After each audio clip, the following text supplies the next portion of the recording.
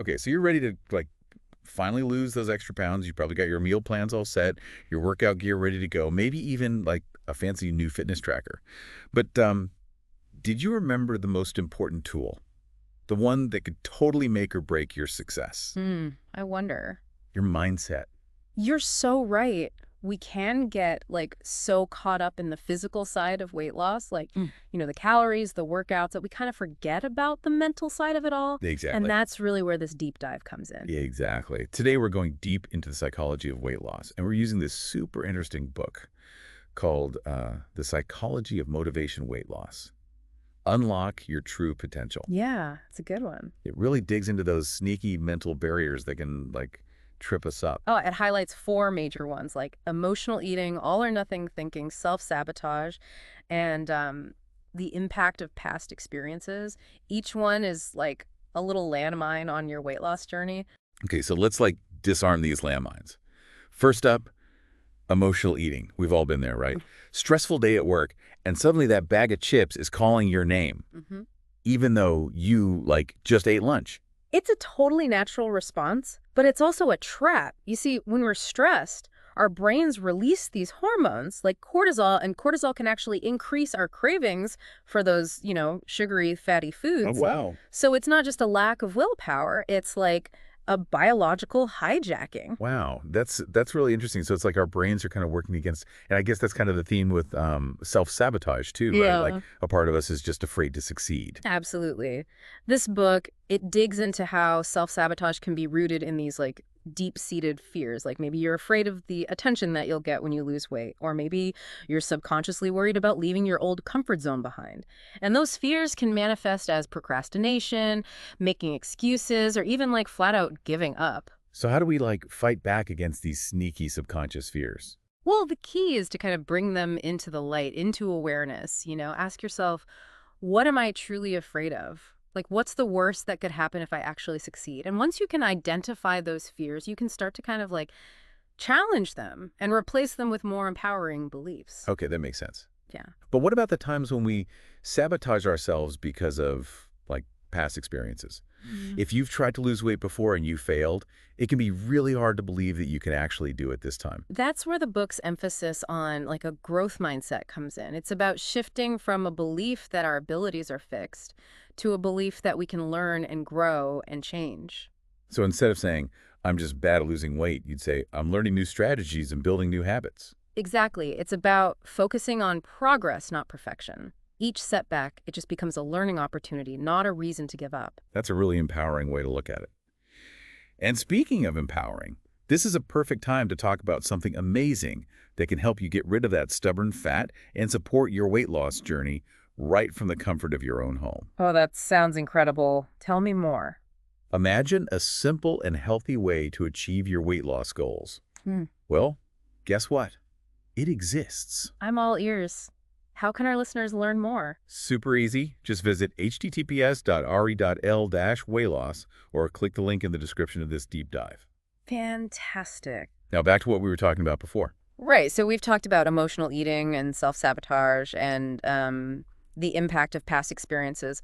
What about all or nothing thinking? I feel like that's a trap that I fall into all the time. Oh, me too. It's that idea that if you have one little slip up, you might as well just throw the whole plan out the window. Like, oops, I had a slice of cake, guess I'll just eat the whole thing now. Right. And the book points out that this kind of thinking can actually make us more likely to overeat in the long run. Oh, really? Yeah, it sets up this cycle of restriction and binging, which is the opposite of what we want for like sustainable weight loss. So how do we break free from that all or nothing mindset?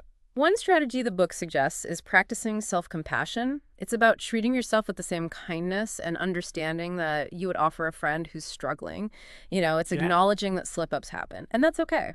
So instead of beating yourself up for having that slice of cake, you'd say, okay, I made a choice that wasn't aligned with my goals, but I can learn from it and make a different choice next time. Exactly, and that's a perfect example of adopting a growth mindset in action. It's all about progress, not perfection. I love that. And speaking of progress, we've made some great progress ourselves unpacking these four psychological barriers to weight loss. Totally. Yeah. But I'm curious, what's been the most impactful takeaway for you so far? For me, it's just this realization that our minds are way more powerful than we often give them credit for. Like, they can either sabotage our weight loss journey or become our biggest allies. I totally agree. And the cool thing is that we have the power to choose which role our minds are going to play. Right. We can train them to, like, support us, not sabotage us. Exactly. And that's where the power of mindset really comes into play, which is exactly what we'll be diving into next time. Ooh, exciting. We'll be right back after a quick word from our sponsors. Welcome back to our deep dive into the psychology of weight loss. Before the break, we were talking about how our minds can either sabotage our weight loss efforts or they can become our biggest allies. And that brings us to, like, one of the most exciting concepts in this book, the power of mindset. And it really is. It's like having this secret weapon, in your weight loss arsenal. It really is. The book, The Psychology of Motivation Weight Loss, Unlock Your True Potential. It talks about two main types of mindsets, a growth mindset and a fixed mindset. And a fixed mindset, that's like wearing cement shoes on your weight loss journey. Oh, interesting. It just keeps you stuck. Because it makes you believe that your abilities are, like, set in stone. Yeah. Like, I'm just not good at this. Or I have no willpower. Exactly. With a fixed mindset, challenges feel like threats, and setbacks feel like failures. But with a growth mindset, oh, it's like having a superpower. It allows you to see challenges as opportunities for, like, learning and growth. So instead of saying, I messed up my diet today, you'd say, okay, what can I learn from this so I can make a better choice next time? Right. It's about focusing on progress, not perfection. And the cool thing is that, like, research actually shows that people with a growth mindset are more likely to achieve their goals, and not just in weight loss, but in, like, all areas of life. That's amazing. But how do we, like, actually cultivate a growth mindset? Is it something we're born with, or can we learn it? The great news is it's a skill that we can develop. Too. Yeah. It starts with becoming aware of our self-talk. So notice when you're, like, putting yourself down or making excuses, and then challenge those negative thoughts. And try to reframe them in a more, like, positive and empowering way. So instead of saying, ugh, I'm so lazy I'll never get in shape, you might say, I'm committed to making gradual changes and building a healthier lifestyle for myself. Exactly. And remember, mistakes, they're inevitable. They're not failures, they're just feedback. Right. You can use them as opportunities to learn and to, like, adjust your approach. Okay, I'm really starting to see how powerful, like, a growth mindset can be. But let's get even more practical. The book also talks about setting realistic goals. Yeah. Why is that so important? Well, have you ever set, like, a super ambitious weight loss goal, like losing 10 pounds in a week, Oh, yeah. only to feel totally defeated when you didn't reach it? Oh, all the time. It's like setting myself up for disappointment. Exactly. And that can lead to just, like, giving up altogether. That's why the book suggests setting smaller, more achievable goals that you can actually build on. It even recommends, like, aiming for a weight loss of just 1 to 2 pounds per week. That doesn't sound like a lot, but it makes sense. Like, small, consistent steps can lead to big results over time. Absolutely. And remember, it's not just about the number on the scale. Focus on building healthy habits that you can sustain for the long haul, like cooking more meals at home, incorporating more fruits and vegetables into your diet, or finding an exercise routine that you actually enjoy. And what about support? The book mentioned something about creating a supportive environment. What does that look like? It's about surrounding yourself with people who encourage and support your goals. Maybe it's a friend who's also trying to lose weight, or a family member who can help with, like, meal prep, or even just an online community of people who share similar goals. Like, having that support system, it can make all the difference, especially when you're facing challenges or just feeling demotivated. I can see how that would make, like, a huge difference. It's like having a cheering section, for your weight loss journey. Exactly. And sometimes just knowing that someone else understands what you're going through, like, that can be incredibly motivating. And speaking of motivation, the book also talks about something called intrinsic motivation. What is that exactly? Right. And why is it so important? So intrinsic motivation, it's about finding motivation that comes from within, rather than relying on, like, external factors, like Yeah. pressure from others or, like, the desire to fit into a certain size jeans. It's about connecting your weight loss goals to your deepest values and desires. So instead of being motivated by, like, fitting into a smaller pair of jeans, it's more about, like, wanting to improve your health so you can have more energy to, like, play with your kids or travel the world. That's a perfect example. When you're driven by something that's truly meaningful to you, like the journey just becomes so much more powerful and sustainable. Okay, so we've got our mindset in check. We're setting realistic goals. We've got a support system in place, and we're tapping into our intrinsic motivation. What else can we do to, like, set ourselves up for success?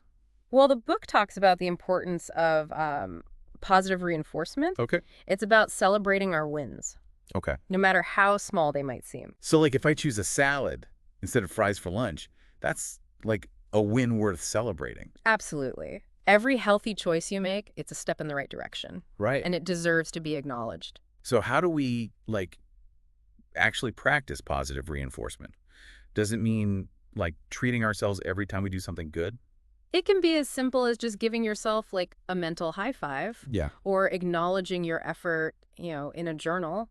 Or you can create a reward system that works for you. Maybe you treat yourself to a like relaxing bath after a week of consistent workouts, or you buy yourself a new book after reaching a mini goal. But isn't there, like, a risk of kind of undermining our progress if we use, like, food as a reward? That's a great point. It's important to choose rewards that align with your goals and don't sabotage your efforts. So maybe instead of rewarding yourself with a pizza, you go for a hike in nature or get a massage. I love that. It's about finding ways to, like, make the journey enjoyable and rewarding, not just punishing ourselves for slip-ups.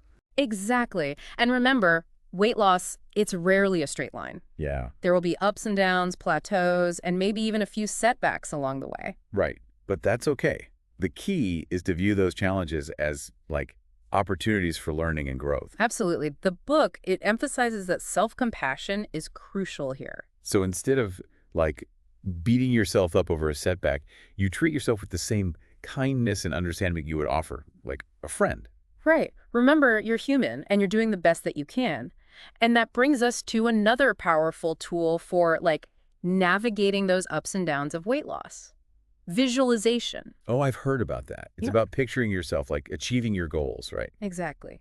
So close your eyes and just imagine yourself at your goal weight. How do you feel? What are you wearing? What are you doing? Okay, I'm doing it. I'm feeling, like, so confident and energized. I'm wearing that cute dress I've been eyeing, and I'm dancing with my friends. Awesome. Visualization can be a really powerful way to create a sense of belief and motivation. Like it's about programming your mind for success and like attracting those positive outcomes into your life. And speaking of attracting positive outcomes, the book also mentions gratitude. How does gratitude play a role in weight loss? Gratitude is about shifting our focus from what we lack to what we have. So instead of like dwelling on those extra pounds that you want to lose, take a moment to appreciate your body for all that it does for you. Be grateful for your health, your strength, your ability to move and to experience life. Wow, that's such a beautiful perspective shift.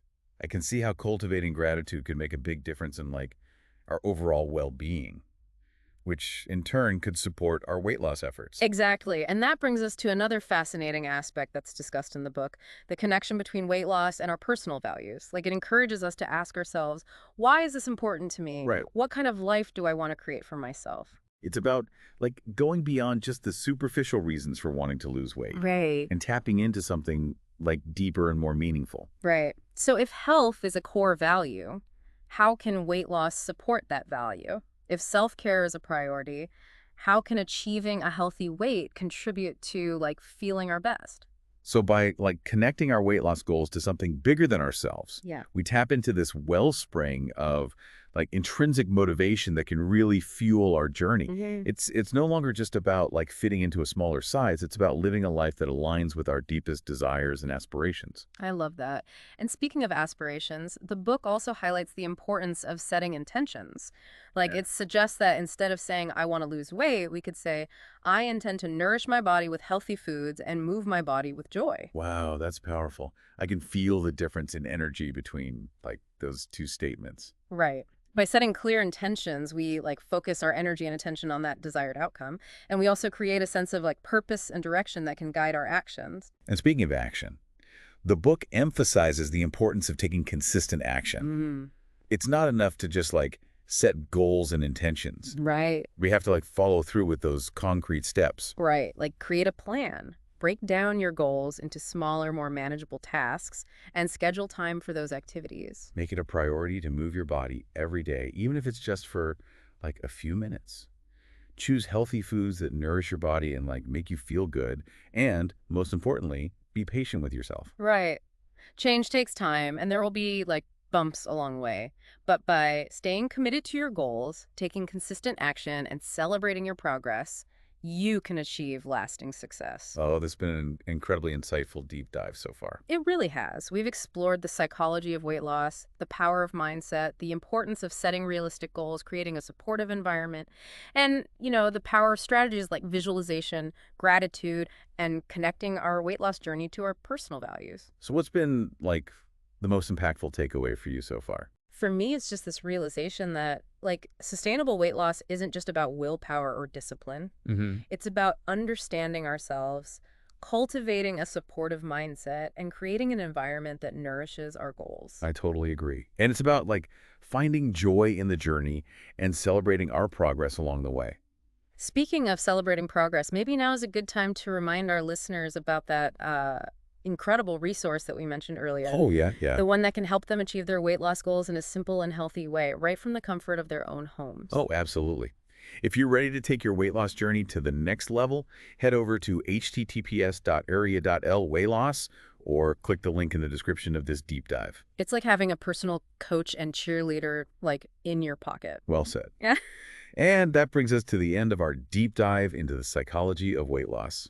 We hope you found it insightful, inspiring, and most importantly, empowering. Remember, you have the power to create lasting change in your life.